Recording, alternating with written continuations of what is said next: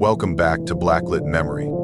Tonight, I want to tell you 8 fall stories from Appalachia, where fallen leaves cover hidden paths deep in the damp forest. The wind whispers like a voice, and they say, if you see a flickering torch on the mountain pass at midnight, don't stop. So, before we begin, hit subscribe, drop a like, and tell me in the comments where you're listening from. Who knows? One of these stories might have started right near your home. Now then, let's begin. I was May, 28, and had been living alone in a slant-roof cabin on the mountainside for 3 years. My grandmother used to call it the shoulder of the old beast because of the way the ridge curled over the fog like a sleeping animal. She had passed down more than just that phrase. Every fall, when the mist rolled in, thick as milk, and the mornings got so quiet it felt like the trees were listening, I did what she taught me. I checked the gate charm. It was a small piece of wood wrapped in red thread and stitched cloth, hung just above the narrow fence gate that opened into the woods. My grandmother embroidered it herself. An old mountain sigil, she claimed, helped keep wandering things out. I never saw anything that made me believe in it, but I kept it there anyway. Habit. Memory. A small part of her still swinging quietly in the wind. One morning, the charm was turned upside down. Not fallen, not loose, just flipped, as if someone had pinched the string and twisted it halfway. I stared at it for a long time before stepping outside. There had been wind the night before. A rough one, and maybe a squirrel or a raccoon had gotten curious. But even as I muttered those excuses, something felt off. The knot was still tight, the string unbroken. I untwisted it and put it right again, brushing my fingers along the cloth. Then I went about my day, like usual, sharpening tools, checking traps, hauling the last of the firewood into the lean-to. I still tell myself this: how could a gust of wind twist memory too? That charm had hung the same way since I was 12. If I really believed it was nothing, why did I keep glancing at the gate every time I walked past the window that day? The fog came in heavier the next few mornings. It made the woods look wider. Somehow, like more space had opened between the trees while I slept. I stopped going too far off trail. The familiar markers, the stacked stones, the bark-slashed trunks became harder to spot. Everything got quieter too, but not in a peaceful way. There were small sounds that didn't belong to wind or animal. A soft brushing noise, like fingers on fabric. The whistle of air through narrow gaps, but with something behind it. Not a voice exactly, more like the rhythm of one, broken into breath and pause. I started keeping the door latched even during the day. Each time I passed the gate, I looked up at the charm. Twice more it had moved. Once twisted, once hanging from a nail instead of its hook. I tried telling myself maybe it had slipped and I'd forgotten fixing it, or someone passing through the woods saw it, didn't know what it meant, and nudged it out of curiosity. Then the carving appeared, a small mark, right on the flat side of the wood beneath the cloth. I didn't notice it at first, not until I took the charm down to examine it one fog-thick morning. A shallow groove, curved like a teardrop with a slit through the center. It looked like an eye, half-lidded, watching sideways. I scraped at it with my thumbnail. The groove was clean, fresh. I didn't sleep that night. Left the lamp on and my boots near the bed. Still, nothing happened. I started to believe maybe I was imagining it. Maybe it had always been there. But the next night, I found the charm lying inside the cabin, right on the wooden floor near the door. I hadn't heard anything. No creak, no scratch, no latch turning. Just woke in the dark and saw the pale cloth like a curled petal on the ground. I picked it up with a towel, rehung it, locked everything, kept a knife near the bed. That night passed, and so did the next. Things went still again. For a while, I let myself think maybe it had passed. Whatever it was, I even made tea that third morning, stood by the fire, and watched the mist drift over the treetops like slow smoke. Then, on the fourth night, it came back. It began with footsteps, wood on earth, a slow, deliberate crunch across the dirt outside the cabin. I turned out the lamp and moved to the window. The fog had crept so close I could barely see the front gate, but someone was there. They stood just behind the posts, still and thin, holding something in one hand. When my eyes adjusted, I saw what it was. The charm. I grabbed the flashlight, clicked it on. In that brief burst of light, the figure vanished into the mist, gone like smoke. I didn't breathe. The door creaked, not open. Just a long, dry sound like pressure on the wood. Then came a soft scrape, something brushing the outside of the door. A moment later, I saw it, the charm, pressed flat against the boards. Right then, I knew I couldn't stay here another night. I packed the essentials: water, blade, flashlight, coat, left the rest behind. And I stepped into the fog. The trail was half-eaten by the mist, and each step felt wrong, like I was walking deeper into a place I wasn't supposed to see. I kept my flashlight aimed low, catching the shimmer of wet leaves and the edge of the old stones that lined the forest path. My boots sank into soft mud in places I remembered as dry. The fog didn't just cover the woods, it changed them. Branches moved when the wind didn't. At one point I heard something fall behind me. A short thump, then silence. I didn't look back. The weight of my small pack dug into my shoulders, and I kept one hand on the knife clipped to my belt. There was a stretch of narrow trail that dipped along a shallow ravine. I slipped there. My ankle twisted sideways, and my hand hit gravel. For a second, I thought I might have broken something, but the pain was just sharp enough to remind me I could still run.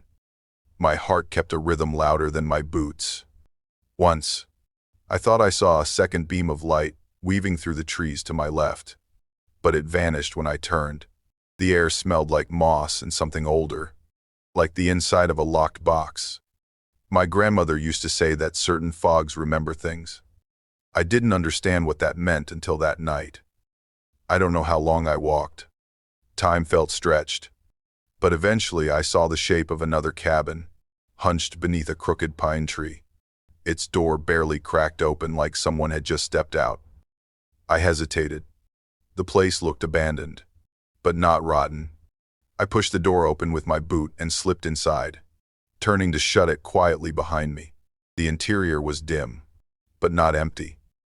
There was a tin cup on the table with a ring of warmth still clinging to its side. A folded blanket lay on a low cot. It smelled faintly of ashen cedar. I should have left right then, but my legs gave out before my instincts could argue. I sat, then laid back against the wall. Just a minute, I told myself, just to breathe. My eyes were just starting to close when I heard it. A soft breath. Not mine.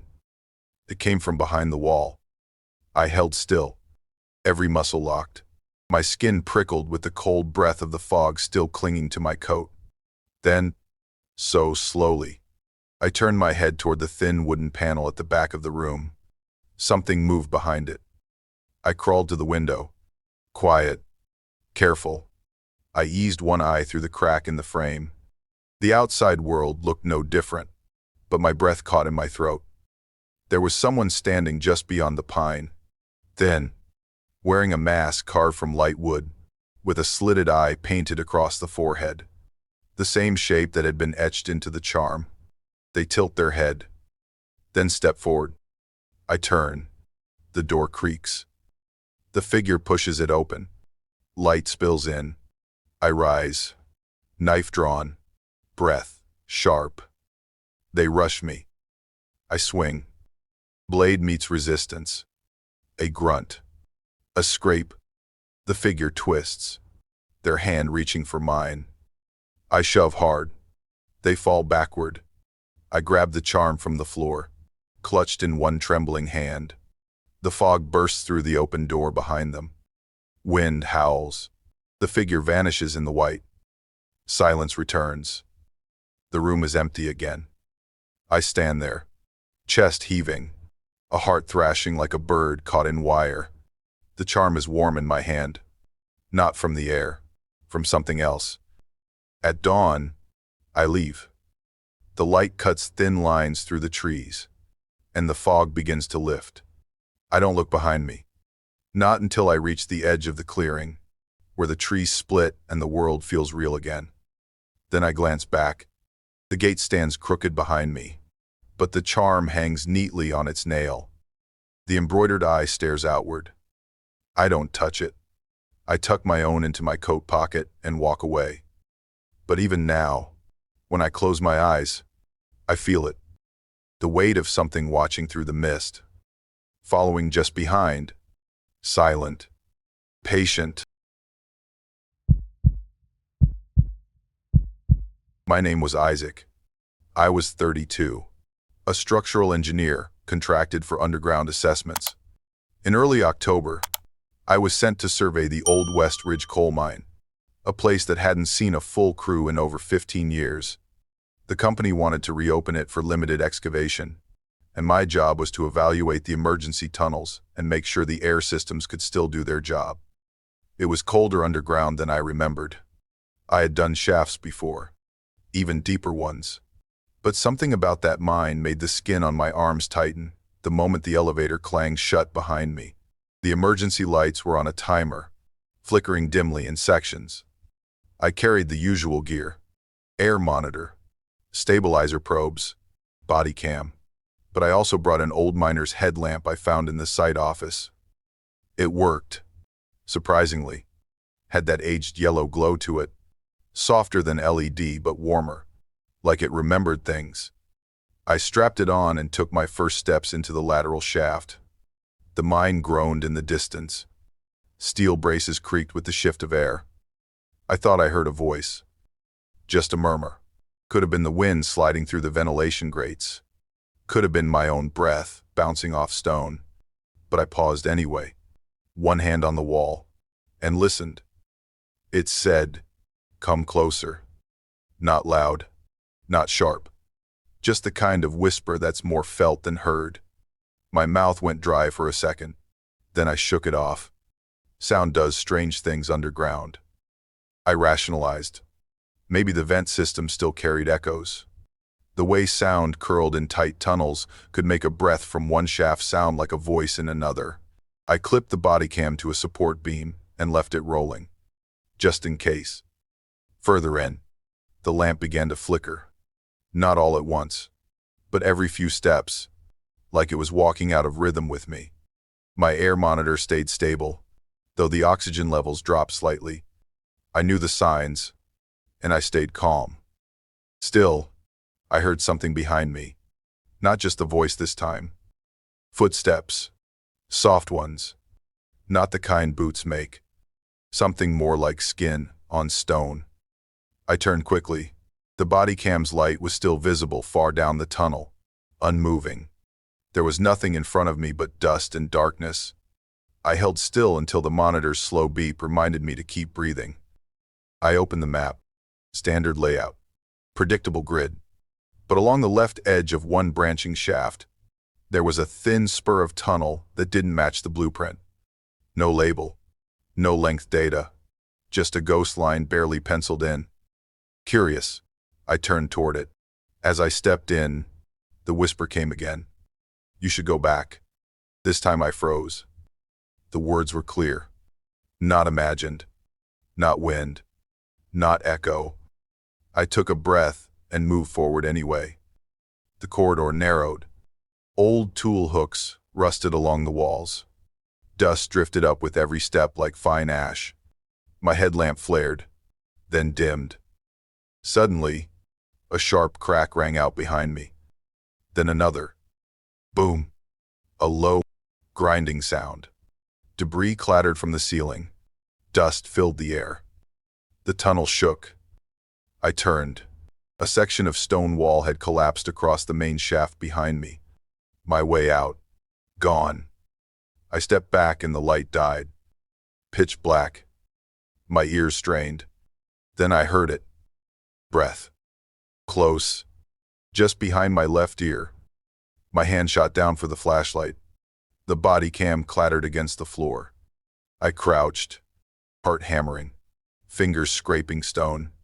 Then I heard it again, closer this time. Do not run. Another rumble. Rocks shifted. More of the ceiling gave way. I backed toward the thin tunnel ahead, the unmarked one, as the sound of falling stone drowned everything else. I had no choice. I had to go forward. I crawled into the side tunnel, one arm shielding my face from the dust still sifting through the air. The walls pressed in so tight I had to keep my shoulders hunched and move sideways. Every breath tasted like metal and coal. The flashlight flickered in my grip, casting thin beams across the soot-lined walls. My chest ached from holding in panic. Somewhere behind me, the rubble settled with a deep groan, as if the mine itself was shifting its weight. I pressed on, careful with every step. My boots scraped something slick, and when I looked down, I saw it. Wet footprints. They curved ahead of me, oddly shaped and too clean for this depth. Fresh, unmistakable, and leading deeper in. I paused and held my breath, listening. A sound moved with me. It was not echo. It stayed too close, almost a breath ahead or behind, always just far enough to stay unseen. I wanted to turn back, but there was no back anymore. The air thinned. I pulled my sleeve up to cover my mouth and moved faster. The tunnel bent sharply left and dipped downward. My hand caught the wall for balance, but the stone crumbled slightly under my grip. Then something brushed the back of my coat. I spun, light jerking. Nothing. But I swear, for a second, there was a shape in the dark. Not a figure. Not exactly. Just the suggestion of one. Shoulders. A head. Then it was gone. I stumbled forward again, faster now, and the tunnel opened into a narrow split near a rock wall. My foot caught on loose stone, and I slipped. I fell. The flashlight spun through the air and landed hard. For a flash, the beam lit up the face of something in the dark. A man, crouched, coal-dusted, wearing old mining gear. He is there. I hit the slope, slid, and slammed into a pile of gravel. Pain burst through my side. Then I feel him grab me. A hand at my shoulder, rough and cold. He pulls as if to stop my fall, not help me rise. I twist, scream, shove him off. His face stays blank, darkened by coal. His eyes are wide.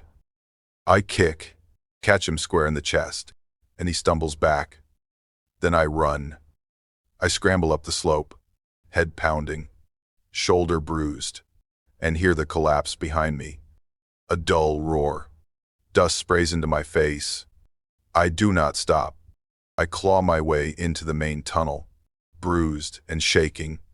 My legs move before I can think. My lungs burn. I feel the dark behind me surge as if trying to swallow what escaped. I do not look back. Not once. When I finally see the sliver of daylight ahead, my knees buckle. The emergency lights blink weakly above me, and the air suddenly tastes like wind again. I make it outside, but it does not end there. Not really. Weeks later, I still hear the breath in the corners of my room, still see wet prints on the floor when it rains. I have not gone near a mine since. I turned down every contract, changed my number, moved across the state, and still, when the wind slips through the cracks at night, I hear it, just behind the glass. Do not run. Lena and I had been hiking since early morning. The road cut out hours ago, replaced by overgrown trails and the distant creak of shifting wood. We had come to assess the remnants of an old timber bridge that once marked the edge of a forest no one seemed in a hurry to chart. She carried the survey gear. I carried my camera. When we reached the bridge, the air felt damp and colder than it should have. A fine mist hung low across the trees, and wind whispered through the gaps in the wooden planks. My foot paused mid-step. Etched deep into one of the rotted beams was a dark, deliberate X. Not paint. Not wear. A carved mark. Like someone had leaned in close and dragged a blade down twice with care. Lena said it might be a forgotten survey tag. Something left behind by another crew years ago. I nodded and pretended to check the map. But my stomach had already tightened. We crossed anyway. The wood groaned beneath us. On the other side, the forest swallowed sound. The bridge behind faded into the mist as if the world had shut a door. The trail narrowed and twisted between damp trunks and tangled ferns. Our boots crunched over leaves, and the drizzle soaked quietly into our shoulders. Somewhere along the way, Lena realized her notebook was gone. She checked all her pockets, cursed under her breath, then laughed it off. Probably dropped near the bridge. A gust could have pulled it loose. I nodded, though I remembered hearing nothing but steady wind. We kept moving. At some point, I heard another set of footsteps. Very light, almost cautious. They stopped when I stopped. I turned back quickly, camera lifted. No one was there. I waited. My breath came too loud. Then I smiled, said something dumb like maybe it was a deer, and we pressed on. But I started looking over my shoulder more often. The signal dropped first. 1 minute we had weak bars. The next, the screen just read, "No service." Lena shrugged. I said it was probably the elevation, or the cloud cover. The forest grew darker even though the sun had not fully set. That was when I took a photo. Just an ordinary shot of Lena walking ahead of me, her hood up, the trees rising like black ribs around her. But when I checked the screen, I paused. There was a blur behind her. Not a trick of light, not an artifact. Something shaped, just out of focus, as if it had ducked behind the trees, a heartbeat before I pressed the shutter. I did not show her the photo. Instead, I told her I was just checking settings. She looked back at me once and said, "I feel like something is behind us. It is setting night." I smiled again, too quickly. "It's just the trees," I said. "They play tricks when the light shifts." In densities.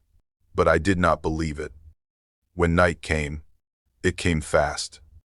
The clouds sank lower and turned the sky to ash.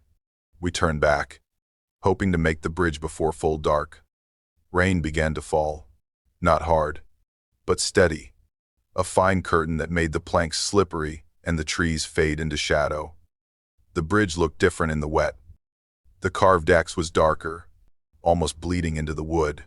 As we stepped onto the planks, they moaned beneath us, and one board snapped halfway under Lena's boot. She gasped and stumbled. I caught her elbow just as she pitched sideways. Then I saw it. A shape on the far end of the bridge. Standing still, watching us.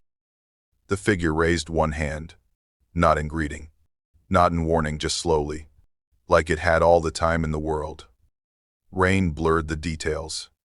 The wind surged. The figure smeared away like ink in water. Lena screamed. I grabbed her, yanked her upright. The bridge trembled under our weight. The X on the wood seemed to stretch. I knew we could not stay. We jumped. We hit the ground hard on the muddy slope below the bridge. My shoulder took most of the fall, and pain flared through my arm. Lena rolled once, then came up gasping, her face pale in the dim light. The rain had grown heavier, drumming against the leaves like small stones. We did not speak for a while. The bridge above us creaked as though something still moved along its planks. I turned once and saw the shadow of a figure crossing where we had just stood. But when I blinked, there was only fog. We pressed on through the trees. Branches whipped our clothes. Roots caught our boots. Lena's breathing turned sharp, panicked. I kept telling her to stay close, to keep moving toward higher ground. Sometimes, I thought I heard the echo of our own footsteps somewhere beside us, half a beat out of sync. Other times, I caught a glimpse of something pale between the trunks, matching our pace. Lena stumbled once, and when I helped her up, her hands were shaking. she whispered. I think it followed us. They hid in next twos and ran. I said nothing. There was no point lying anymore. The forest opened into a clearing. The ground leveled out, and broken stones lined one edge like the remains of an old wall. We stopped there, drenched and exhausted. Lena sank to the ground and pulled off her hood, her hair plastered to her face. I handed her water and checked my camera. The screen flickered, as if the battery were dying. I scrolled through the latest images, just to check lighting, maybe to reassure myself there was nothing strange. But there it was again, the same dark blur behind her, only closer now, its shape beginning to show the outline of shoulders, a head slightly tilted. I swallowed hard and turned the screen away. Lena asked what was wrong. I said, nothing, just fog on the lens. In its sit, she nodded, though her eyes stayed wide. The air in the clearing felt too still. Even the rain seemed to fall quieter there. I stood up to look around, and that was when I saw something glinting on the far side near the stones. It was another camera. Lena's camera. It stood upright on the wet ground, facing us. Lena, I called. No answer. She sat motionless, her back to the forest, staring straight ahead as if listening for something only she could hear. I crossed the clearing and reached for the camera. The screen was still on. The last photo showed Lena sitting exactly as she did now, but there was someone standing behind her. The same faint figure, no longer blurred. It leaned forward, close to her ear. I turned. Something shifted behind her. It stepped out from the trees. I ran. The light caught its shape just as I reached her. A silhouette, soaked through, featureless, yet I felt its gaze on both of us. I grabbed Lena's arm and pulled. It lunged. The collision was real. Its weight slammed into my chest. Cold. Human. We fell into the wet brush, and I clawed backward, dragging her with me. Branches snapped. Mud sprayed. The air filled with the sharp scent of earth and rot. We scrambled through the dark until the trees thinned again. I could still hear it behind us. A steady rhythm of steps that stopped only when we stopped. We did not find the bridge again, only a sloping path that led us down toward the valley lights, distant and trembling in the rain. We never spoke during that run. Even now, weeks later, I still see that X, not on wood, but in small places, scratches on my window frame, patterns in dust, the crease of folded fabric. Lena barely leaves her house. She keeps her windows shut even on warm nights. As for me, I try not to look in mirrors for too long, because sometimes, when I glance over my shoulder, I see it there. A faint, dark reflection, standing just behind me. Lena and I had been hiking since early morning. The road cut out hours ago, replaced by overgrown trails and the distant creak of shifting wood. We had come to assess the remnants of an old timber bridge that once marked the edge of a forest no one seemed in a hurry to chart. She carried the survey gear. I carried my camera. When we reached the bridge, the air felt damp and colder than it should have. A fine mist hung low across the trees, and wind whispered through the gaps in the wooden planks. My foot paused mid-step. Etched deep into one of the rotted beams was a dark, deliberate X. Not paint. Not wear. A carved mark, like someone had leaned in close and dragged a blade down twice with care. Lena said it might be a forgotten survey tag, something left behind by another crew years ago. I nodded and pretended to check the map, but my stomach had already tightened. We crossed anyway.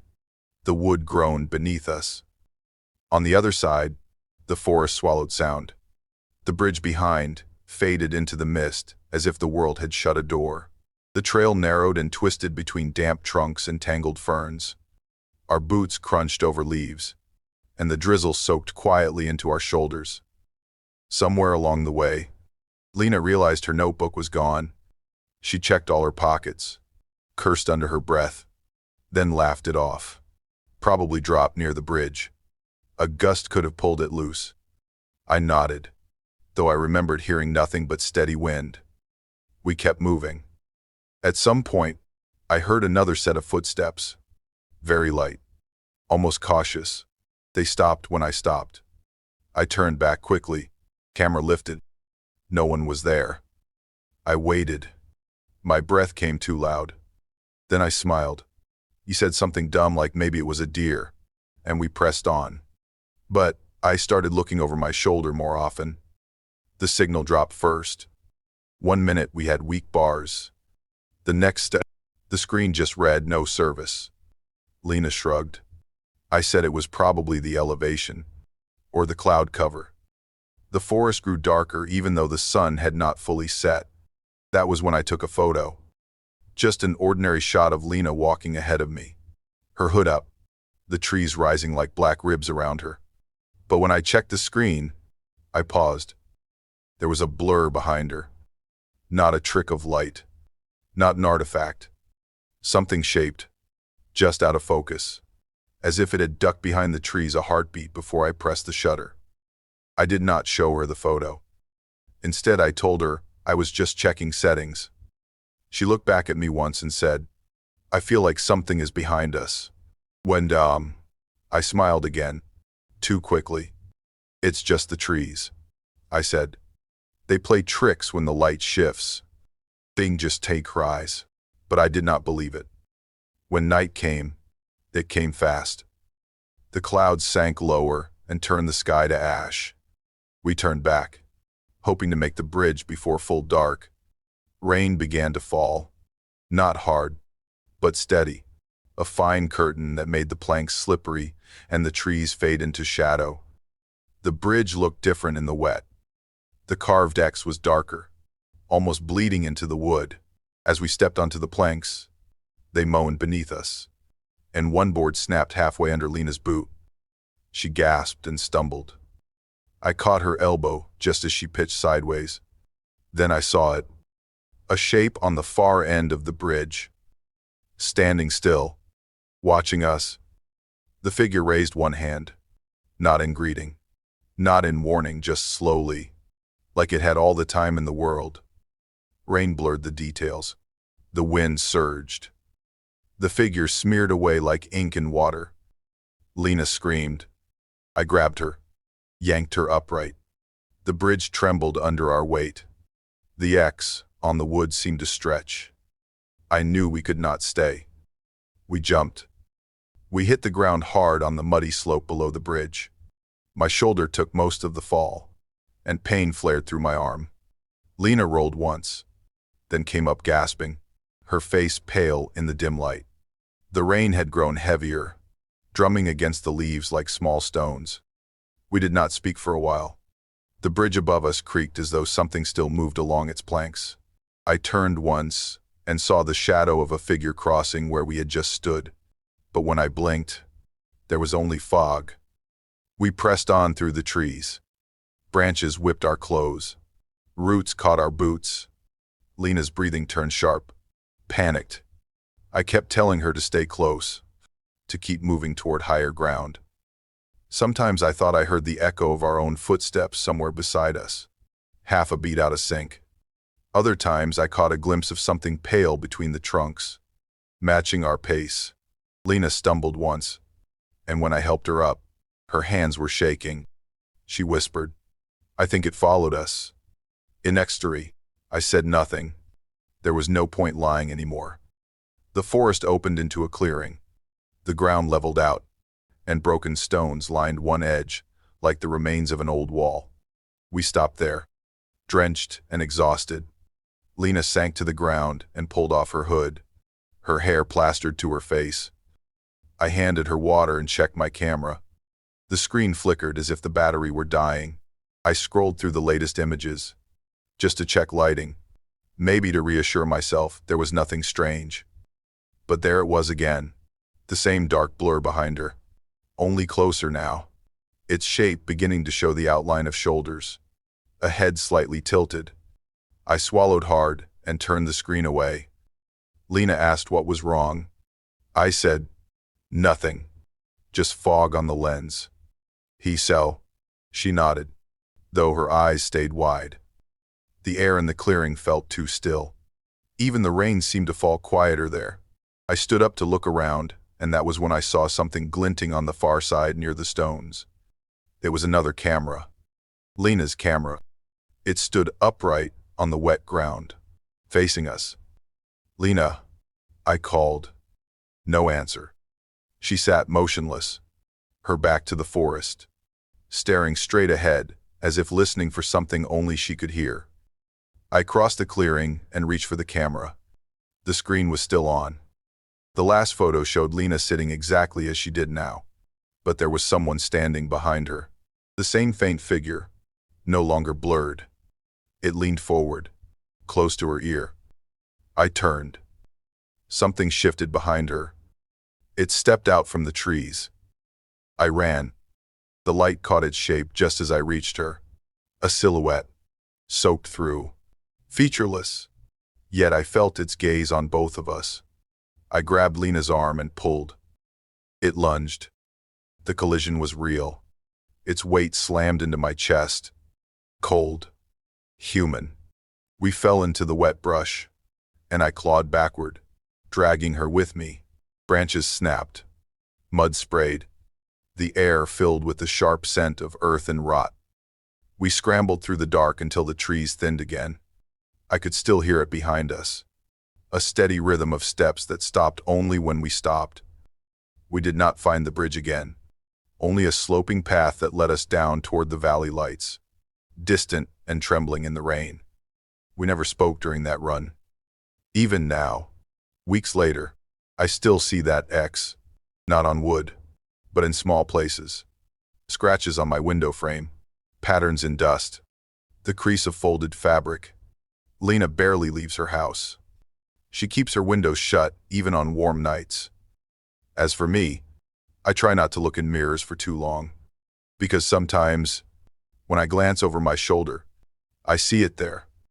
A faint, dark reflection, standing just behind me.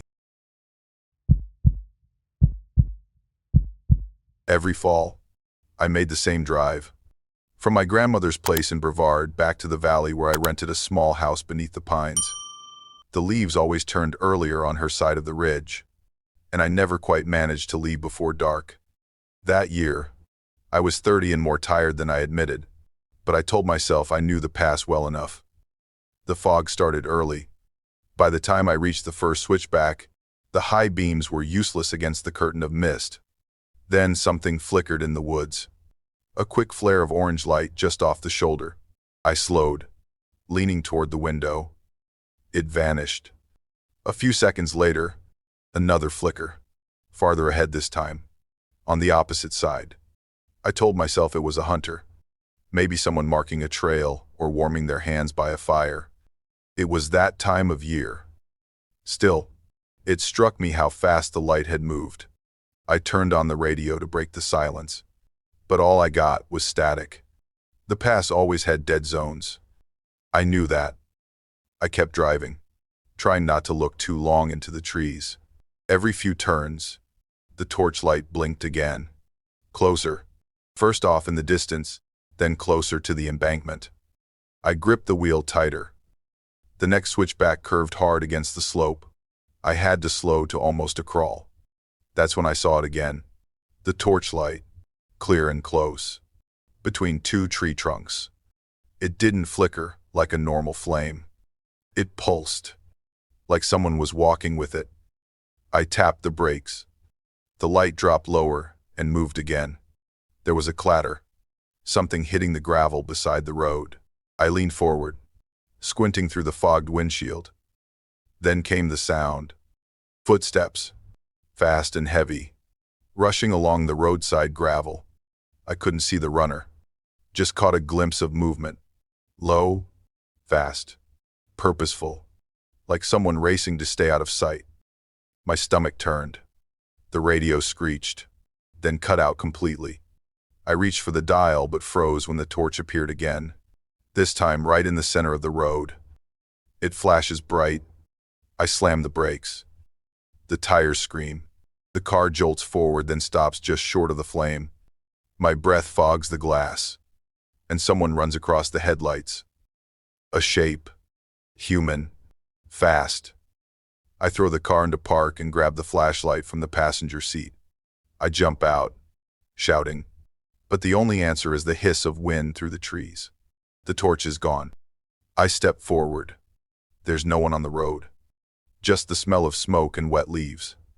I shine the light into the woods. Nothing but branches and fog. When I turn back to the car, something's wrong. The glove box is open. Papers scattered across the floor. My phone is on the seat, screen glowing, even though I'd left it off.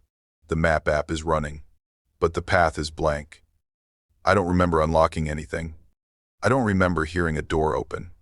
I just stare at the mess inside, heart thudding. I get back in and lock the doors. My hands shake as I put the car in reverse. I can't keep going forward. Whatever is ahead, I don't want to meet it again on another curve. I turn the wheel hard and backtrack, headlights sweeping the wet road.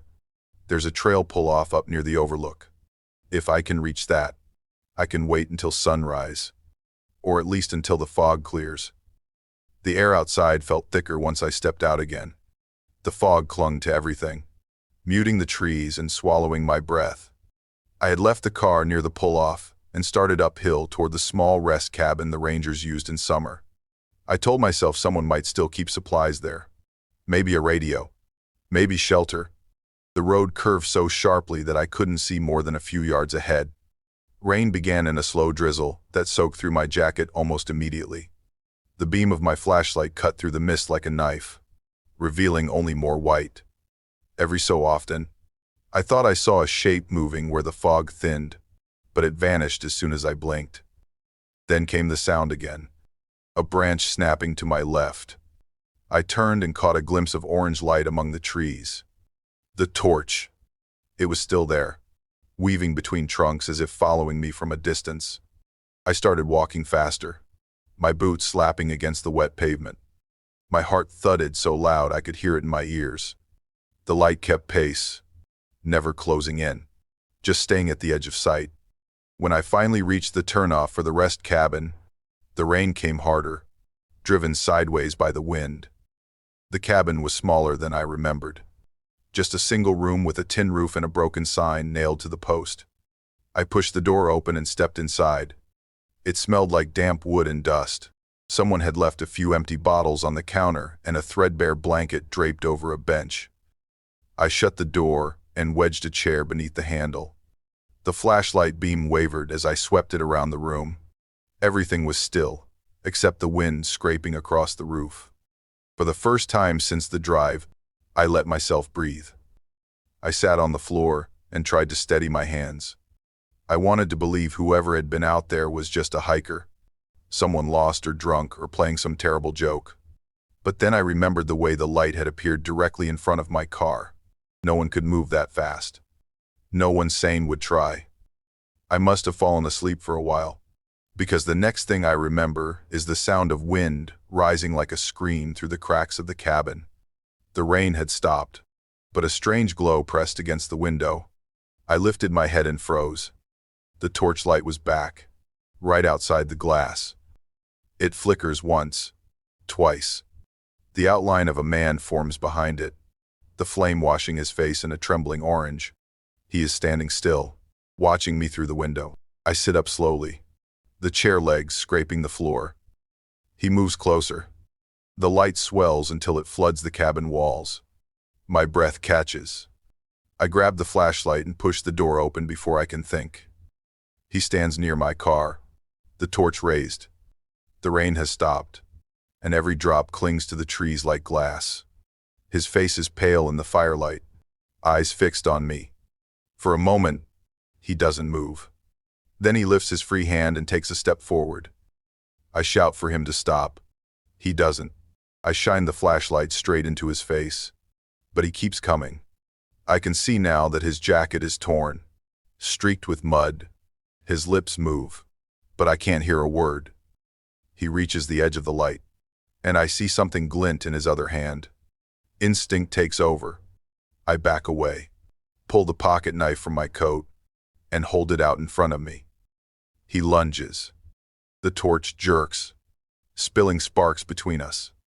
I swing blindly, the knife cutting through air. The heat flashes against my face as the torch hits the ground.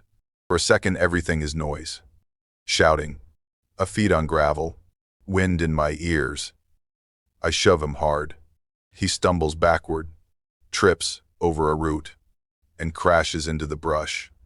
The flame sputters and dies. The forest goes dark again, except for my trembling flashlight. I stand there for a long time, shaking, until I hear the sound of running footsteps fading down the slope. I don't chase him. I can barely move. By the time I reached home the next morning, I could still smell smoke on my hands. My curtains were open just a crack, as if someone had looked in while I was gone. I told myself it was nothing, but I checked the locks twice before lying down. For weeks afterward, I would wake to the faint sound of steps on the porch roof. Just 2 or 3 at a time, soft and slow. I never opened the blinds. The torch he left behind burned down to a blackened stick. I keep it now, hidden behind the doorframe. Not for comfort, but as a reminder that some lights should never be followed. The bus wheezed like an old man trying to clear his throat. It sat at the edge of the fog where the asphalt began to rise into the mountain pass, its faded red paint flaking along the roof seams. I climbed aboard with a nod to the driver, an older man with thick glasses and hands that barely moved from the wheel. He grunted back, and that was the extent of our greeting. I was one of the last aboard, and I picked a seat near the middle. A young woman sat already by the window. She looked maybe 20, slim, with a heavy scarf and pale hands folded tight in her lap. When I asked if the seat was taken, she didn't speak, just moved her bag onto the floor. The engine groaned, and we started up the pass. Mist clung to the windshield like breath, and the old wipers scraped in tired arcs. The woman next to me kept glancing out the window, her lips tight. Her shoulders were drawn in like she was trying to disappear. A few minutes into the climb, she turned suddenly and whispered, "I don't see him use the mirror." I blinked. "Sorry." She stared ahead. "The driver. He hasn't looked back once." I shrugged and tried to play it off. Maybe he knows this route too well. The road wound through dense pine, and the fog made everything look like it was fading. I told myself she was just jumpy. Some people get nervous on buses, especially the old ones that feel like they're one turn from rolling into the ravine. The interior lights buzzed softly, casting a dull glow across the worn seats. In the aisle ahead of us, shadows leaned and stretched as the bus swayed. I noticed one move slightly, just a tilt of a figure's outline behind the last row. At first I thought it was someone shifting in their seat, but I didn't hear any movement. The woman pulled her scarf tighter and turned toward the window. I looked back again but saw only stillness. The fog outside was getting heavier, pressing against the windows like a slow tide. The road narrowed, the shoulder practically gone. Our headlights pushed ahead only a few feet before fading into gray. The woman began murmuring. Soft, breathy words I couldn't make out. It wasn't English. It barely sounded like speech. I glanced at her but didn't ask. I kept my eyes forward. The bus lights flickered once, then steadied. Through the rear window, I caught a glimpse of something, a figure on the road, standing in the middle. The brake lights shimmered faintly over it before it vanished into the fog. I sat up straighter. "Did you see that?" I whispered. The woman didn't answer. She was gripping her seat now, eyes locked on the aisle. A few seconds later, there was a soft bump, like something tapped the side of the bus. I instinctively reached for the emergency handle on the window, but the driver's voice cut in. "Leave it," he said, flat and calm. I froze. I hadn't realized he could hear me. Or maybe he wasn't talking to me. Either way, his eyes never left the windshield. Then I heard it. A voice, low and thin, floating from the back of the bus. "Hey, you." Back here. My name, whispered like a memory. I turned to look. Heart thudding. The aisle behind us was dark. Too dark. The bus slowed. No announcement. No stop in sight. It rolled to a gentle halt. Brakes sighing. I waited. Breath held. Then the rear door creaked open an inch, letting in a stream of cold, damp air. The woman was gone. I hadn't heard her move. Her seat was empty. The scarf lay on the cushion like she had dissolved into mist. I fumbled for my phone, turned on the flashlight, and stood. The rear of the bus was dead quiet. There was movement. A shape. It glided forward from the last row, slow and smooth, like it did not need to walk. I stepped back. The doors did not open. The driver did not speak. It was just me and whatever was rising from the back.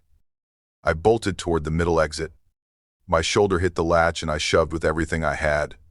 The rubber-lined doors groaned, then gave way with a jolt. Cold fog swept in as I dropped down into the darkness below. My foot landed sideways on the gravel. I slipped, caught myself, then stumbled off the roadside and crouched behind the curve of the bus. Mist soaked through my jeans and jacket as I pressed into the cold metal frame. My breath came in short bursts. Above me, the bus creaked as if someone was shifting their weight on the roof. I glanced up. Something moved. There were footsteps, faint, deliberate, working their way from the back of the roof toward the front. I stayed low, ducked near the wheel well, and turned off my phone light. The fog thickened, and the sound of my own breathing made it hard to hear anything else. I listened for a full minute, then another. Nothing. I crept sideways along the edge of the bus, trying to keep my profile low. The road behind us was completely swallowed in mist. My shoes slipped against the gravel, and I caught myself on the bus frame again. Just then, the beam from the interior light spilled faintly from the back door. It lit up the edge of the road and part of the woods nearby. I could just barely make out the silhouette of someone. No. Something. Sitting at the back again, right where the woman had been. I whispered to myself. She never left. That thought should have comforted me. It didn't. I backed away, stepping carefully until the bus was just a shape behind me. I told myself I had made it out, that maybe I was overreacting, that maybe someone else would get on at the next stop and everything would return to normal. But I could not move far. As I stood near the curve of the road, a soft knock sounded against the metal. Once, then again. I turned. There was a hand pressed against the glass at the back of the bus, fingers spread wide. A shape hovered just behind it. I took a step toward the trees, shaking now. I walked faster, then jogged along the edge of the pass. The fog came in waves, and I nearly lost the road twice. My shoes skidded on the slick gravel. Somewhere behind me, a voice called out, "Hey, back here." I stopped. That voice did not come from the bus. It was close. I turned and caught sight of a figure standing beside the bus's front bumper. The face was in shadow, but I could see the outline of a hand reaching for the door. I moved before I could think, ran back toward the middle door, yanked it open again, and jumped down the embankment. Mud sucked at my shoes. I slipped, rolled halfway down the slope, and landed hard against a patch of wet leaves. My flashlight flickered on again as I scrambled up. Behind me, footsteps crashed through the undergrowth. He was chasing me. I ducked low and sprinted into the trees. Branches slapped my face. My lungs burned. I glanced back once, and the figure was gone. The forest was still. Too still. I didn't stop until I reached a highway marker and collapsed behind it, hidden in the fog. Weeks passed before I could get on any kind of public transportation again. Even stepping into a rideshare made me sweat. Every time I sat down, I checked the mirrors, checked the rear view, and double-checked the locks. I started recording every trip with my phone, camera pointed backward. Most of the time, there was nothing. Just seats, just shadows. But now and then, in the corner of a frame, I would see it, a faint outline in the last row, head tilted, like it had been there all along. I woke up, gasping. For a moment I couldn't remember where I was. The inside of the tent was dark, barely touched by moonlight, and my breath came in short, sharp bursts.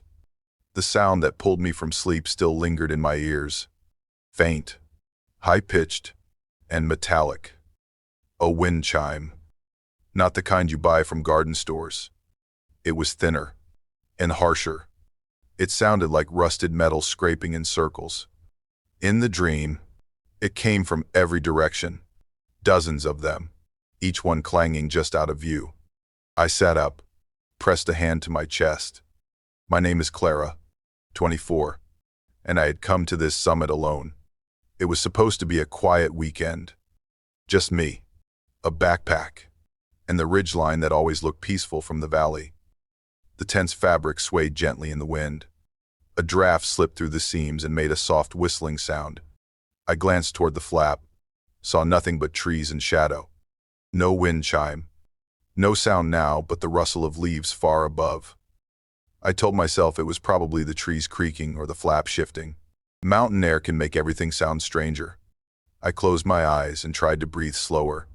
The dream had just gotten under my skin. That was all. But the sound returned. Fainter now, almost buried under the wind. I turned on my flashlight and unzipped the flap. Cold air poured in as I stepped outside. The summit was wrapped in mist. The horizon, barely a smear of pale gray beyond the pines. I stood there, hugging my arms, scanning the trees. That's when I saw them. Thin strings tied to the branches. Dozens of them, hanging from scrub bushes and pine limbs like old decorations. On each one, a few bent rods of metal, like wire hangers twisted into shape, clanked quietly in the breeze. They were wind chimes, handmade, fragile. Some had already broken. I stepped closer to one and saw a shard of rusted metal lying in the grass beneath it. I crouched and picked it up. It was jagged, and when I turned it over, I saw the red-brown smear trailing across its back. It looked like rust, but it ran in 5 streaks, almost like fingers. A sudden whisper passed my ear. Not words. Exactly. But close. Leave. I spun around, flashlight swinging, heart racing. Nothing was there. Just mist, trees, and the long line of chimes that now seemed to stretch farther than I remembered. I shoved the shard into my pocket without thinking. And in the distance, past the broken trunks and scrub, a shape moved between the trees. It was slow, wide-shouldered, not quite in focus. I took one step back, and it vanished. By the time the sun began to rise, I had already packed. The light barely reached through the fog, and the tree trunks still looked stretched and wrong in the early haze. I folded the tent quickly, glancing up every few seconds. My boots crunched on frost-bitten grass as I stepped toward the trailhead.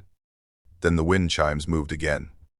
A full set of them, maybe 10 or more, rang out together, not gently, violently, as if something had knocked them all from one direction. A line of chimes spilled down a branch above me. They snapped and dropped like falling leaves, clanging as they hit the ground. And just ahead, between 2 narrow pines, a figure stepped into view.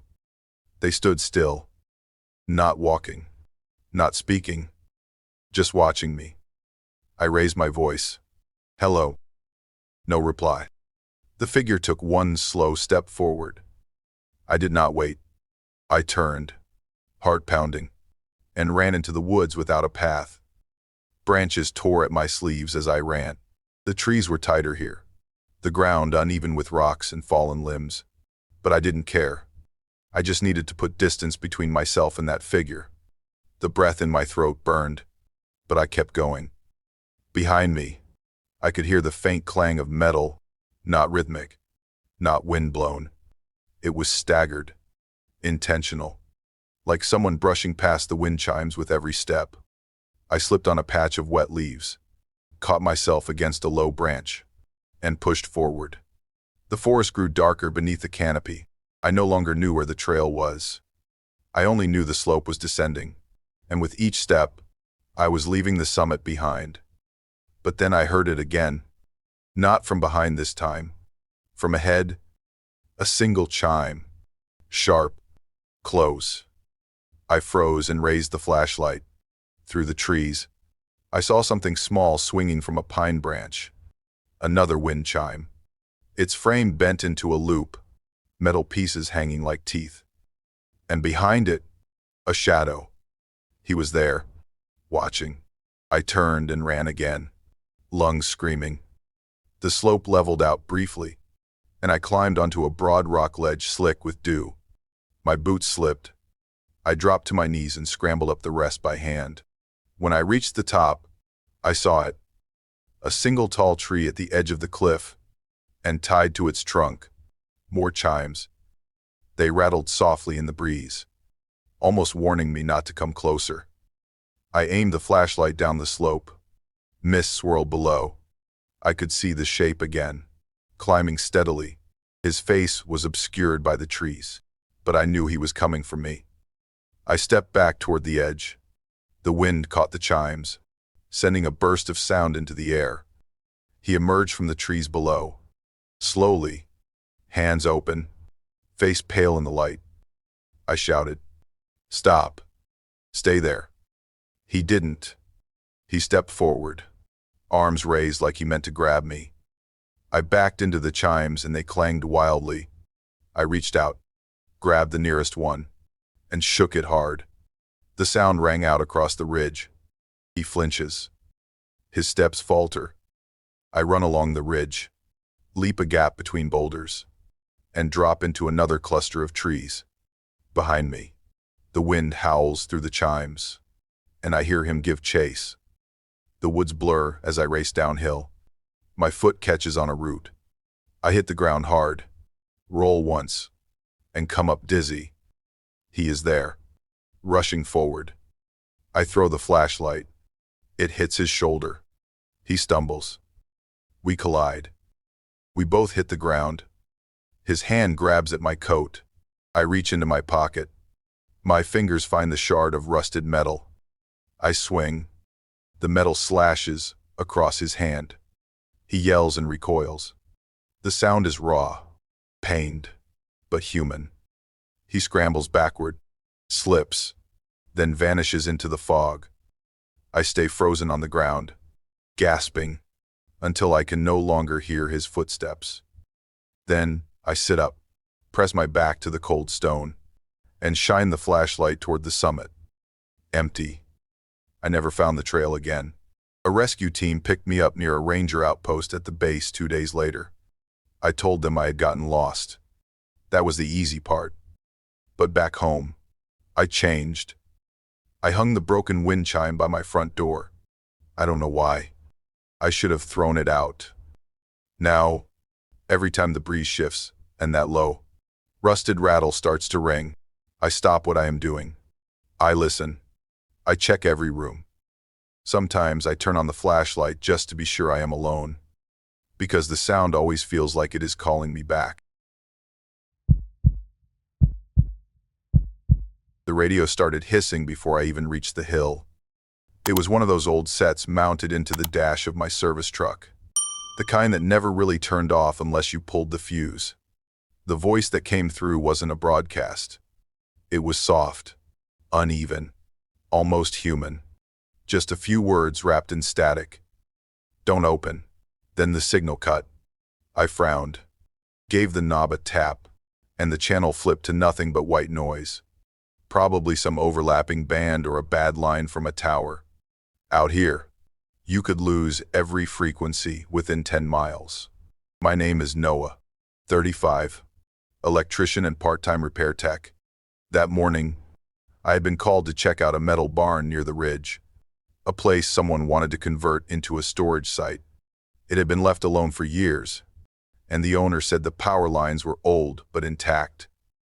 The drive up was quiet. except for the wind. When I reached the crest, I saw the barn standing alone, rust bleeding down its sides.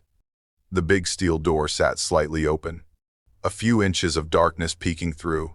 As the breeze rolled down the slope, the gap hummed like a deep breath.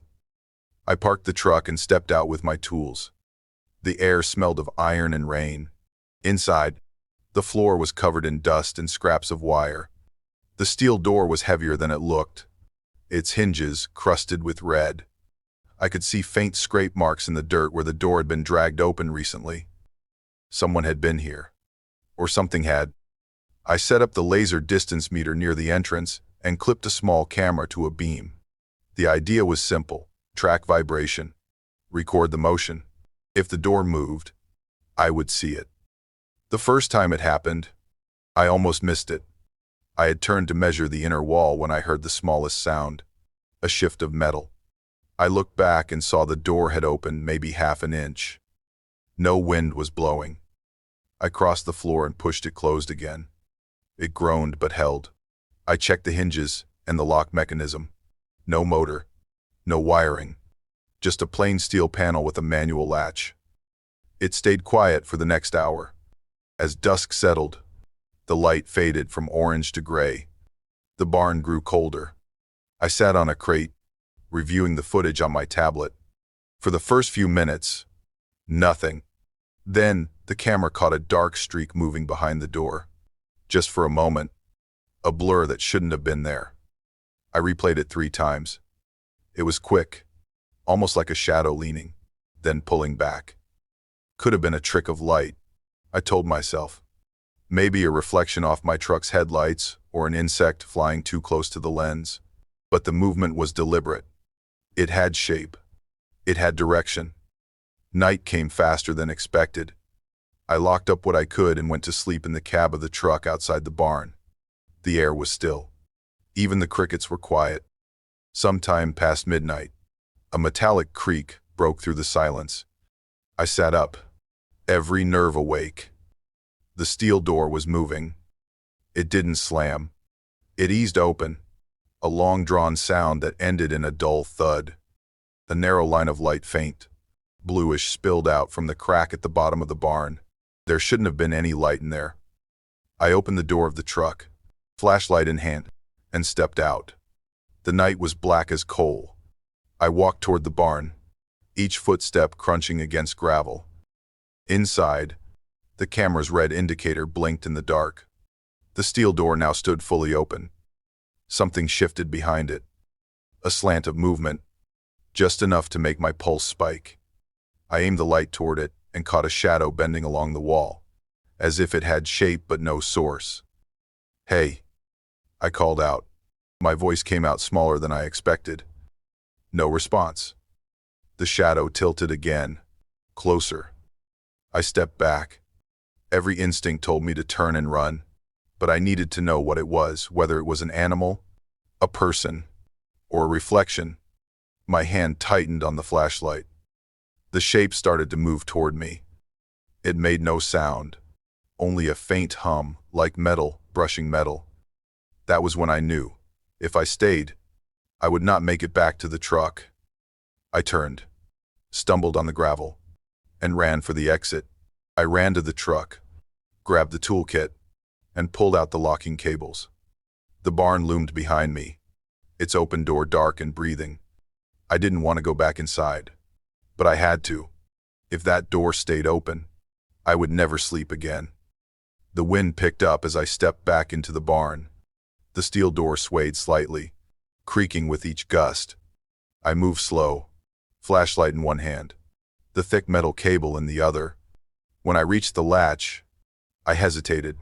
There were faint streaks on the surface, curved, like fingerprints smeared in rust. I had not seen them earlier. I touched one lightly. Cold. Too cold. From somewhere deep in the barn, I heard a low rasp. Not words, just air being pushed through something narrow. A voice trying to form.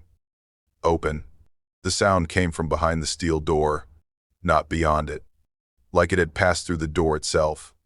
I locked the latch quickly and ran the cable through the side brace, winding it tight. Then I clipped the end and stepped back. The door didn't move. Not even a rattle. I exhaled, thinking it was over. I even told myself out loud, "That's it. Done." 80 self. I checked the camera's last recording on the tablet. The footage showed the door swinging slowly open, but it captured something else too. Just at the frame's edge, outside the barn, there was a tall figure standing still, not moving, not reacting to the open door. It had no clear face, only the impression of a head, a body, and long arms hanging at its sides. My hand clenched the tablet tighter. "Maybe it's a trick of the light," I muttered.